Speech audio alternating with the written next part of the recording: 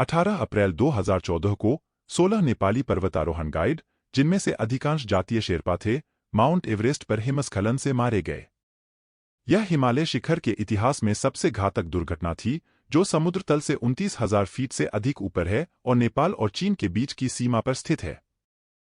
हिमस्खलन, जो सुबह लगभग 6:30 बजे हुआ, लगभग 19,000 फीट की ऊंचाई पर एवरेस्ट के एक कुख्यात खतरनाक क्षेत्र, जिसे खुम्बू आइसफॉल के नाम से जाना जाता है, में शेरपाओं के ऊपर बह गया।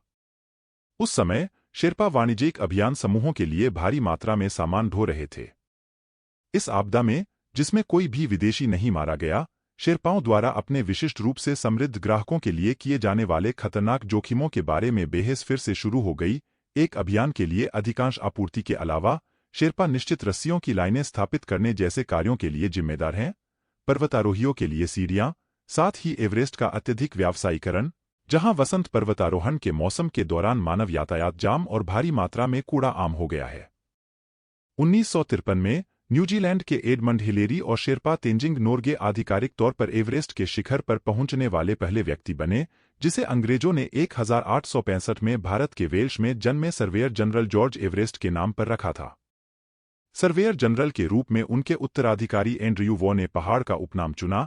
इसकी संभावना नहीं है कि जॉर्ज एवरेस्ट ने कभी अपने सम्मान में नामित चोटी देखी हो। इस बीच नेपाली लोग इस पर्वत को सागरमाथा कहते हैं, जबकि तिब्बती इसे चोमोलुंगमा कहते हैं और चीनी इसे जुमुलांगमा फेंग के नाम से जानते हैं।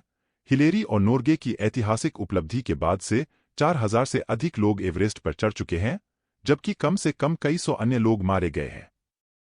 कार्रवाई में 1996 में 8 पर्वतारोही पहाड़ पर एक तूफान में फंस गए और उनकी मृत्यु हो गई, जैसा कि जॉन क्राकाउर की सबसे अधिक बिकने वाली पुस्तक इनटू थिन एयर में वर्णित है। उस सीजन में एवरेस्ट पर कुल 15 लोगों की जान चली गई, जिससे यह 2014 तक का सबसे घातक सीजन बन गया। 18 अप्रैल की त्रासदी के बाद कई शेरपाओं ने मारे गए 16 गाइडों के सम्मान में और शेरपाओं के वेतन और उपचार जैसे मुद्दों का विरोध करते हुए चढ़ाई के शेष मौसम का बहिष्कार किया। परिणामस्वरूप कई व्यावसायिक अभियान कंपनियों ने अपनी नियोजित चढ़ाई को रद्द करने का विकल्प चुना।